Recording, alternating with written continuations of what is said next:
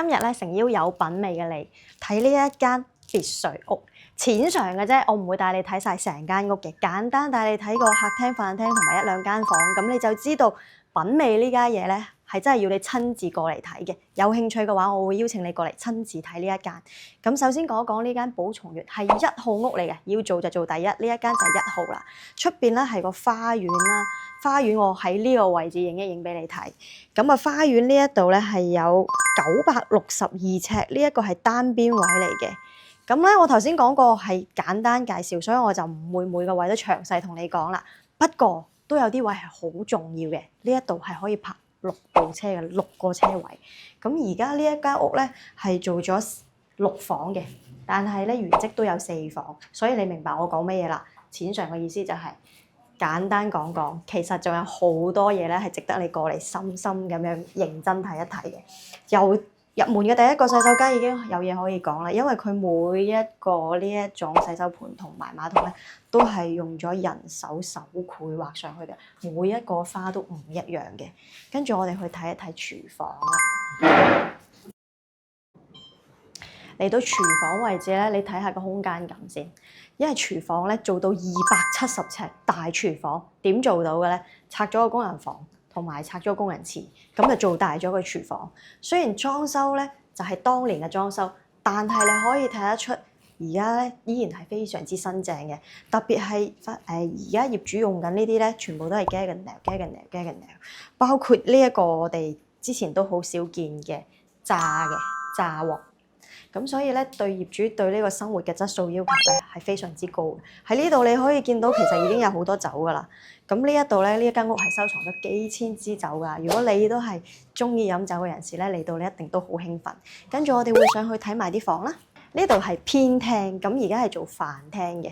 呢個飯廳位咧，業主話係可以坐到16人嘅，因為呢一張你見到啦，擺完之後仲有好多位置嘅。不過呢個都唔係重點啦，呢啲咩收藏品啊嗰啲，你識欣賞嘅，到時候過嚟慢慢欣賞。我想講嘅就係，而家你見到呢一個社區咧，其實係名人住過嘅，就好似嗰間屋咧，就王菲同埋謝霆鋒之前經常出入。呢一個屋苑咧，最知名度最高嘅時候，亦都係王菲住喺呢個時候，因為成日都有傳媒報道嘅。咁名人都揀嘅屋苑，當然有佢可取之處啦。嗰邊咧就係我哋嘅主人房啦，最值得睇嘅嗰間房。當時買入嘅時候咧，業主係做過反底裝修嘅，所以而家你見到嘅格局咧就係咁樣。入咗嚟之後，首先會有個化妝間，係有水來去水嘅化妝間嚟嘅。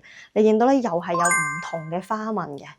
咁所以咧，業主真係對生活都非常之有要求啊！